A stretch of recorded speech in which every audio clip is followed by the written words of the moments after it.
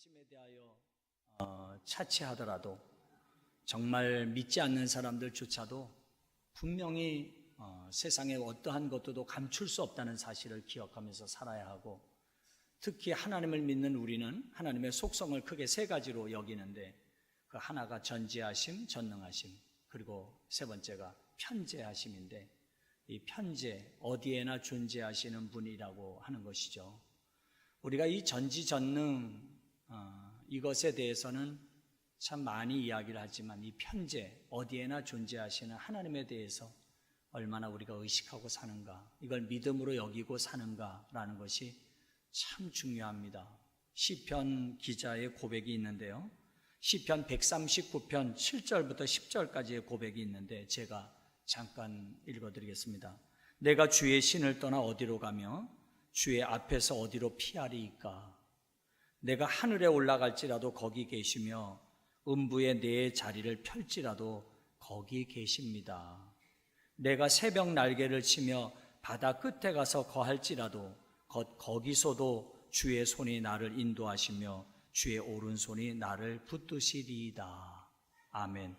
여기에 이 마지막 고백이 주의 편재가 얼마나 용기되고 힘이 있는지라고 하는 고백이었지만, 이 편재, 어디에나 우리를 보고 계신다고 하는 이 사실을 저와 우리가 꼭 기억하시면서 잘 살아내시는 우리 되시기를 축복합니다.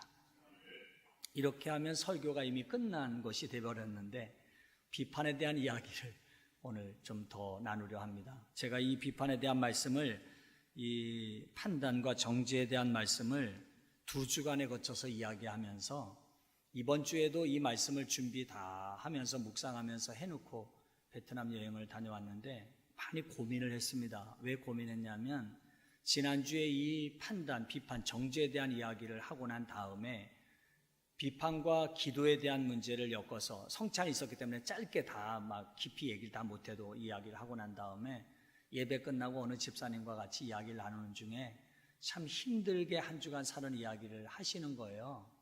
그래서 제 마음이 너무 미안했습니다. 이렇게 힘들게 오신 분들에게 이런 이야기를 또 해야 되나라는 것이 조금 마음이 아팠습니다. 그래서 고민을 많이 하다가 그래도 지금 이 시대 앞에 그리스도인으로 산다는 것은 어떤 것인가, 이런 고민이 오히려 더 한쪽에 저에게 더 많았고, 지금 1년에 벌어지는 이런 일들을 통해서 정말 우리가 꿈꿔야 되는 하나님의 나라는 어떤 곳인가, 이런 고민도 많이 했어요. 그리고 분명한 사실은 이렇게 살아가는 자에게 주시는 하나님의 기쁨과 평안이 분명히 있다는 사실입니다. 이것 때문에 좀 한 번 더 나누고 싶었고, 특히 이 문제를, 이 판단과 정죄, 이 남과의 관계 속에서 있어지는 이 문제를 사도 바울이 고린도 교회에 주시는 말씀을 통해서 정말 아주 명백하게 가르쳐 주시고 있는 이 말씀을 가지고 한 번 더 나누면 좋겠다, 이렇게 생각을 하고 여러분과 나누려고 합니다. 바라기는 마지막 결론에 가서도 말씀을 드립니다만, 여러분, 이 말씀이 힘들게 살아온 여러분에게 짐이 아니라 평안이기를 축복합니다. 꼭 그랬으면 좋겠습니다.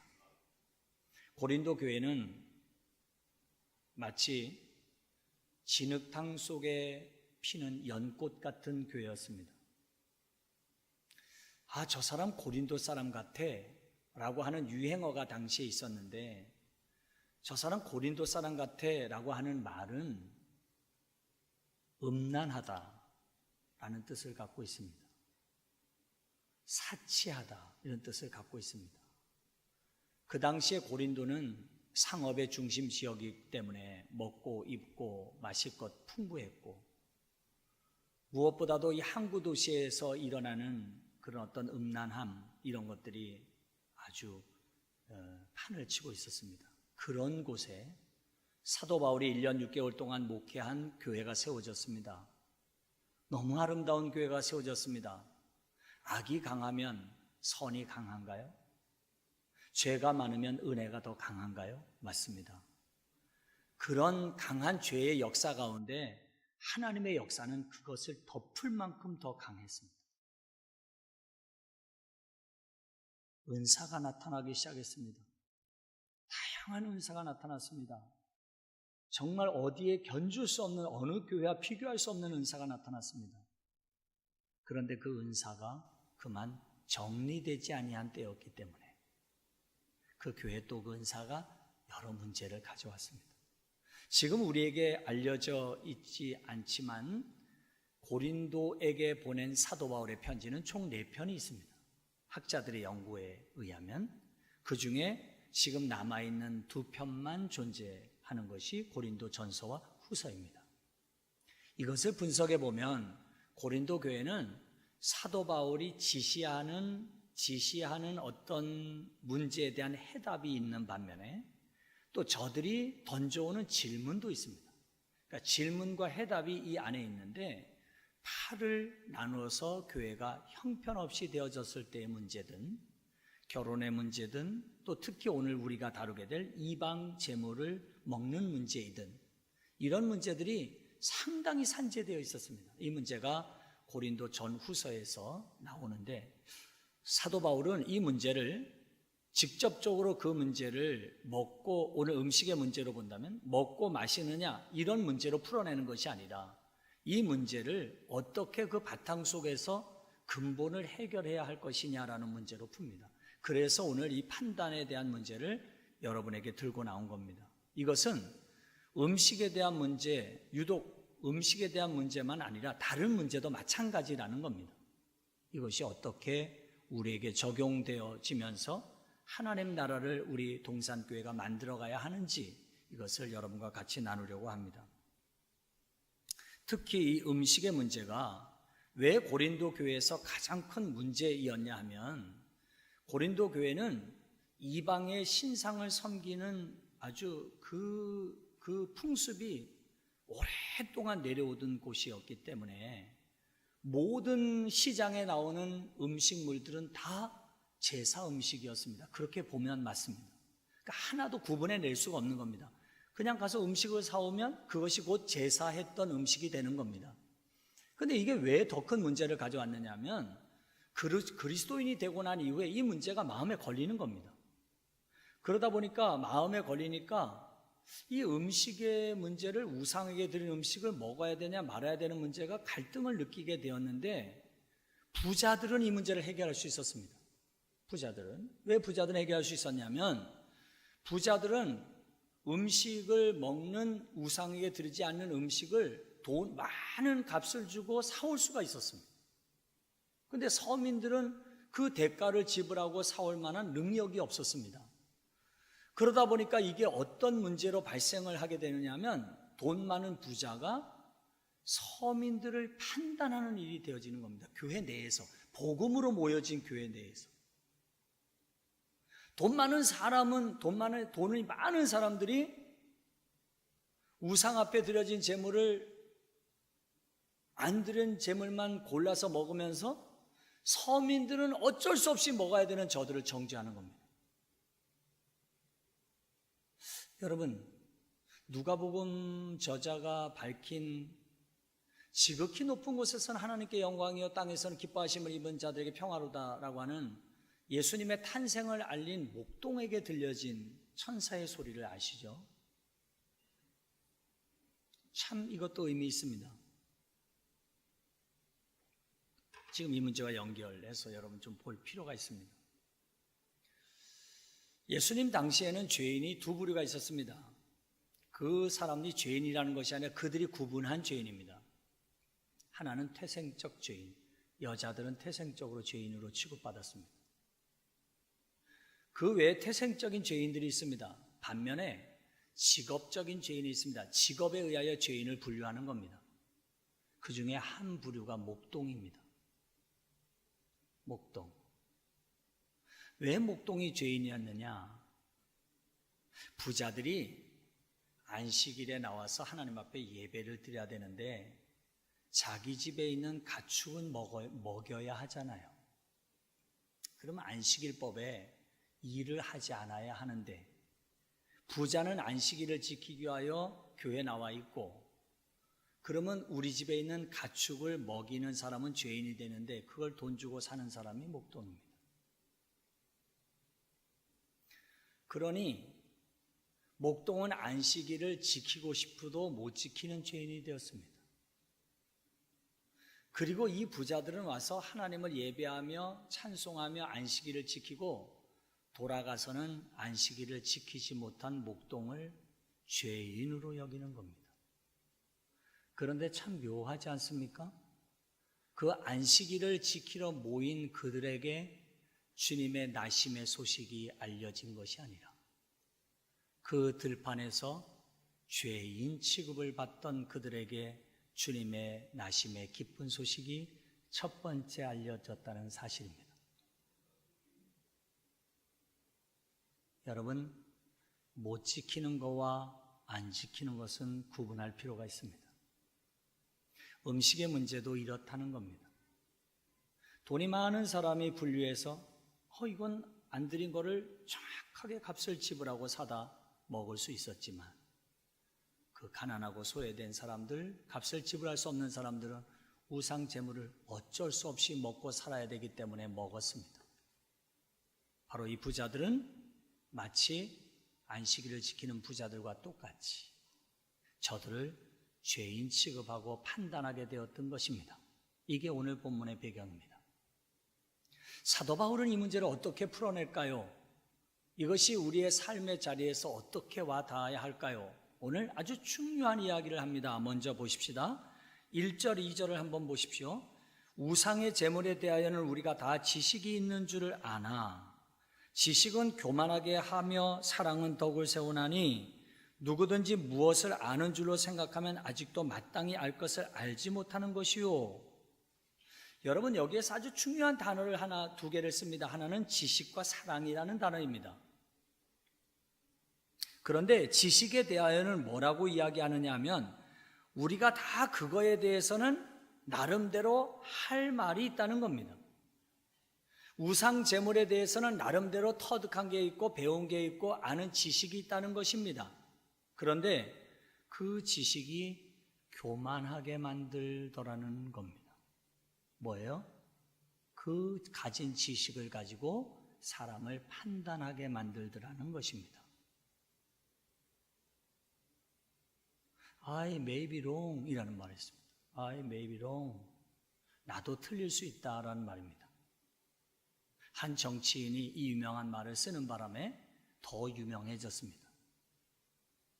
우리가 가진 지식은 틀릴 수 있습니다. 제가 인문학이나 철학책을 이렇게 읽다가 제일 먼저 느낀 게 뭐냐면 이겁니다. 2500년 전에도 나하고 똑같은 고민을 했네? 이거예요. 아니, 그 먼 옛날에도 저 사람들이 이 고민을 했어? 이게 첫 번째예요. 그 다음에 두 번째는 무슨 생각이 드냐면, 내가 알고 있는 지식이 틀렸네? 라는 생각이에요. 베트남 가기 전에 새벽에 기도하는데, 그때 시편의 말씀이 어떤 거였냐면, 이런 깨달음이 주는 말씀이었어요. 그 말씀이 이런 거였습니다. 어떤 거였냐면 늙어도 그 진액이 마르지 아니하며 청정하며 이런 말씀 있잖아요. 시편에. 그걸 묵상을 하고 새벽에 기도하다가 하나님, 세월의 지남이 고집이 되지 않게 하시고 그 세월의 지남이 오히려 더 넓은 너그러움이 되게 해주십시오라는 기도를 했어요. 여러분, 우리 지식도 마찬가지라고 생각해요. 지식이 좀 더 너그러운 사람이 되십시다. 지식이 교만을 가져오고 누군가를 판단하는 지식이라면 그 지식은 아무 소용이 없습니다. 반면에 이 사도 바울은 반대적인 걸 하나 씁니다. 뭐라고 씁니까? 사랑으로 인한 덕입니다. 사랑으로 인한 덕.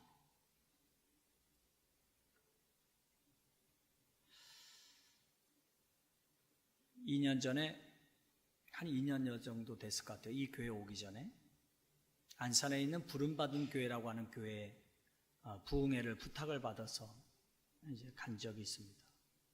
근데 보통 교회를 딱 들어가면 이 교회에 써 있는 문구가 그 교회 목사님의 목회 철학이 그 속에 다 담겨져 있거든요.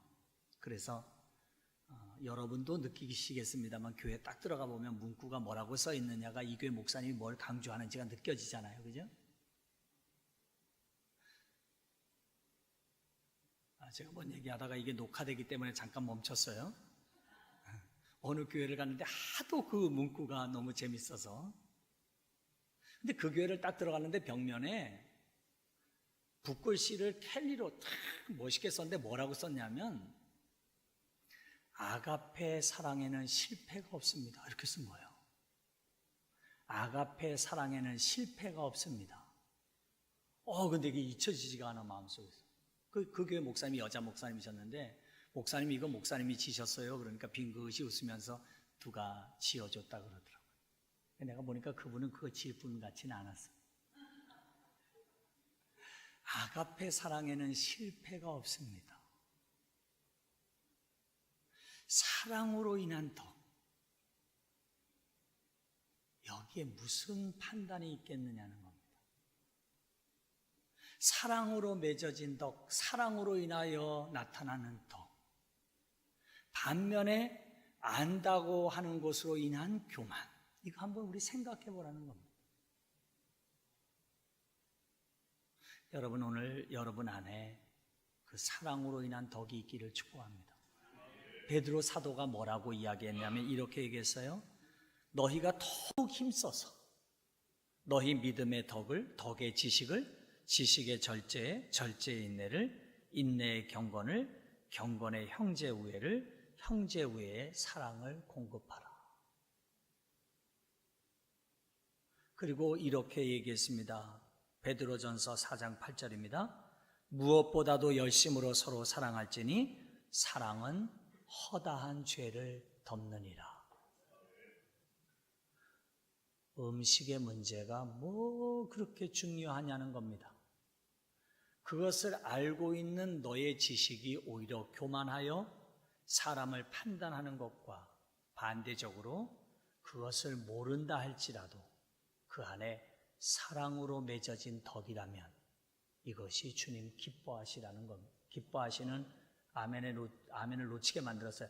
기뻐하게 하시는 것이라는 겁니다. 할렐루야. 자, 두 번째 이야기로 한번 가보십시다. 8장 4절부터 6절까지 말씀인데 뒤쪽으로 더 이어서 나가는데 여기는 좀 전에는 지식과 사랑이라고 하는 것을 비교했다면 여기서는 자유와 배려라고 하는 것을 비교합니다. 자유와 배려. 한번 보실게요. 4절부터 6절까지의 말씀에 보면 그러므로 우상 제물을 먹는 일에 대하여는 우리가 우상은 세상에 아무것도 아니며 또한 하나님은 한 분밖에 없는 줄 아노라. 비록 하늘에나 땅에나 신이라 불리는 자가 있어 많은 신과 많은 주가 있으나 그러나 우리에게는 한 하나님 곧 아버지가 계시니 만물이 그에게서 났고 우리도 그를 위하여 있고 또한 한 주 예수 그리스도께서 계시니 만물이 그로 말미암고 우리도 그로 말미암느니라. 원래 이렇게 성경은 막 꼬여 있어야 신비로워 보이죠. 그런데 아주 쉽고 간단한 이야기입니다. 무슨 이야기냐면 우상에게 드려진 제물이 뭐가 문제냐, 이 문제를 어떻게 이야기하느냐 하면 우상 자체가 없다는 겁니다. 우상 자체가 없다는 거예요. 우리가 우상에게 드려졌다 그래서 누구한테 드린 거냐는 겁니다. 엄청난 자유함이죠. 네? 그죠? 제가 일전에 어떤 사건이 일어났는데 그 사건 때문에 아주 유명한 무당집에 어쩔 수 없이 가야 될 일이 생겼습니다. 저희 작은 누님은 아십니다. 근데 그 무당집에 들어갔는데 그 무당이 저를 또 대접한다고 차를 하나 끓여오고 시루떡을 내는 겁니다. 이 시루떡 뻔하잖아요. 순간적으로 엄청나게 고민을 했어요. 야, 이거 먹어야 되나 말아야 되나. 이 고린도 교회 같은 똑같은 고민한 거예요. 냈다 먹었죠 뭐. 왜? 이 말씀 때문에 먹었습니다. 우상이 없습니다.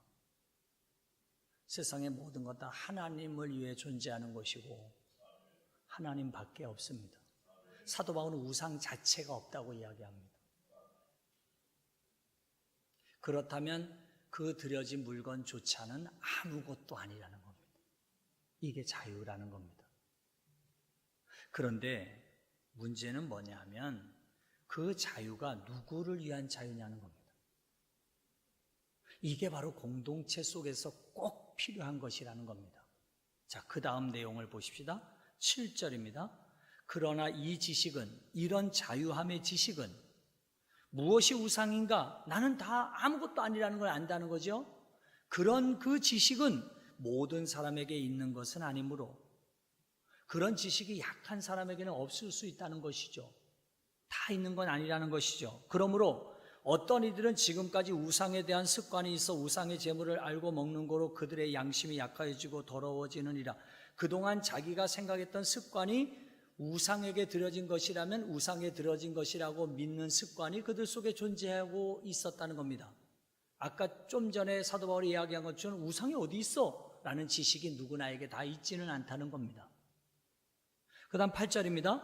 음식은 우리를 하나님 앞에 내세우지 못하나니 우리가 먹지 않는다고 해서 더 못 사는 것도 아니고 먹는다고 해서 더 잘 사는 것도 아니니라. 음식이 우리를 하나님 앞으로 더 가까이 가게 하거나 멀리하게 하지 않는다는 것입니다. 그래서 그것을 먹는다고 해서 손해볼 것도 없고 이로울 것도 없다는 겁니다. 안 먹는다 그래서. 그런즉 8장 9절입니다. 그런즉 너희의 자유가, 너희의 이 자유함이 믿음이 약한 자들에게 걸려 넘어지게 하는 것이 되지 않도록 조심하라. 이게 중요합니다. 이제부터는 배려입니다. 배려. 그 자유함이 배려로 나타나야 되는데 뭐냐면 그 마음속에 호탕하게 해결되지 못한 것, 그 마음속에 시원하게 해결되지 못한 그 관습과 습관에 젖어 있는 저들에게는 만약에 이 음식의 문제라든가 어떤 문제든지 걸림이 된다면, 걸러 넘어지는 문제가 된다면 너희는 반드시 조심하라는 겁니다. 그러면서 10절입니다. 지식이 있는 내가 우상의 집에 앉아 먹는 것을 누구든지 보면, 지식이 있는 내가, 여기로부터 자유한 내가, 모든 만물은 다 하나님을 위하여 존재하며 모든 식물은 다 하나님을 위해 존재한다는 이 지식을 가진 내가 만약에 우상의 집에 앉아 먹는 것을 누구든지 보면 그 믿음이 약한 자들의 양심이 담력을 얻어 우상의 제물을 먹게 되지 않겠느냐. 그걸 보고 마음이 약한 사람이 저걸 보고 난 다음에 시험이 들 가능성이 있다는 것이죠. 그러면서 11절, 그러면 내 지식으로 그 믿음이 약한 자가 멸망하나니 넘어지는 걸림이 되나니 그는 그리스도께서 위하여 죽으신 형제냐. 그도 하나님께서 사랑하는 형제인데 그가 넘어지는 일에 너가 걸림돌이 된다면 그 자유함은 무엇에 쓸 필요가 있겠느냐는 겁니다. 12절입니다. 이같이 너희가 형제에게 죄를 지어 그 약한 양심을 상하게 하는 것이 곧 그리스도에게 죄를 짓는 것이니라. 이야, 엄청난 이야기를 했어요. 우리는 죄가요, 도둑질하고 간음하고 눈에 보여지는 것이 죄라고 생각했는데 사도 바울이 어떤 사람을 실족하여 넘어지게 하는 것, 이것이 죄라고 얘기해요.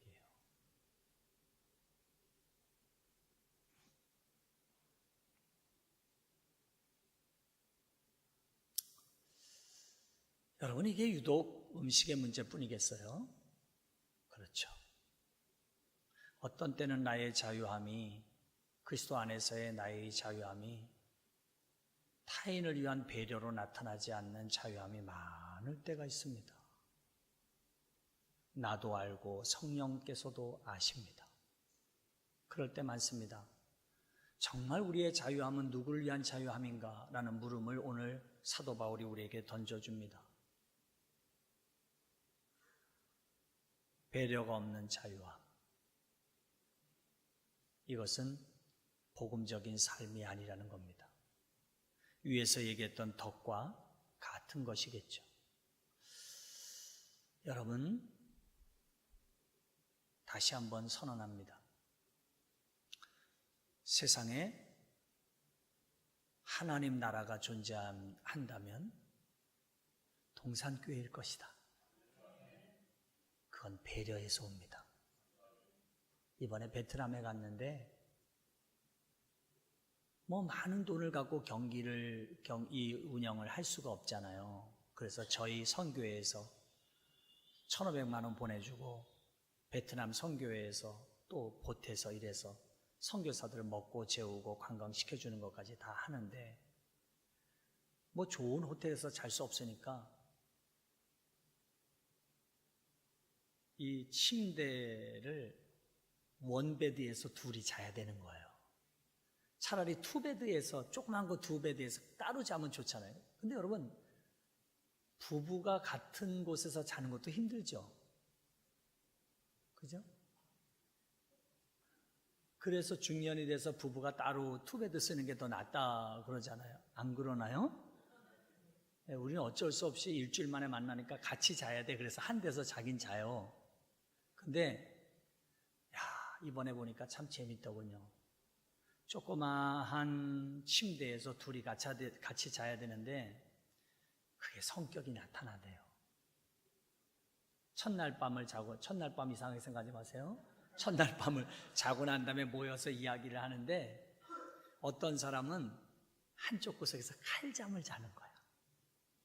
근데 그 칼잠을 자는 사람 이야기 들어보니까 배려심이 많은 사람이더라고. 내 옆에 있는 사람이 좀 불편할까 봐. 근데 어떤 친구는 나는 그냥 대자로 잘 잤어 이런 친구도 있더라고요. 사실 세상이 배려가 없어 이렇게 되었어요.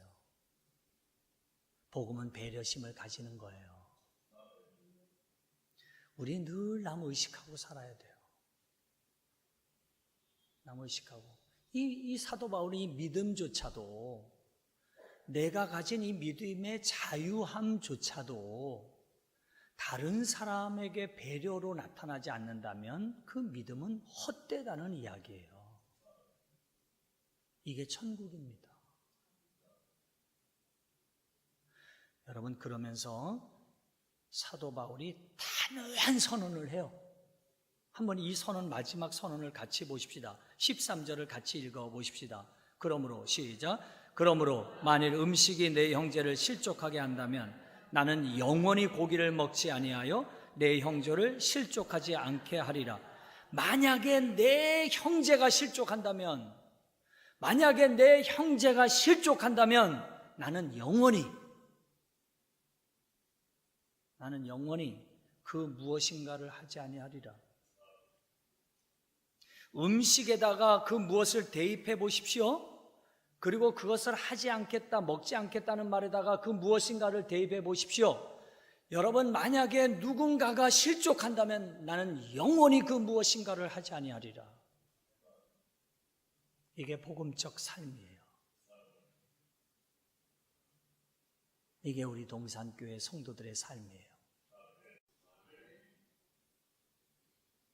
말씀을 마치겠습니다. 정리할게요. 내가 가진 지식과 경험이 교만이 되지 않기를 축복합니다. 그 지식이 남을 향한 정죄나 판단이 절대 되지 않기를 축복합니다. 결국 우리가 살아갈 용기와 소망은 사랑으로 세워지는 덕이라는 것을 꼭 기억하고 사십시다. 그리고 그리스도 안에서 마음 놓고 자유하십시오. 파송의 말씀처럼 복음의 말씀을 들었으니 진리의 말씀을 들었으니 자유하게 사십시오. 그러나 단 나의 이 자유함이 누군가를 넘어지게 만드는 일이라면 절대 하지 마십시오. 멈추십시오.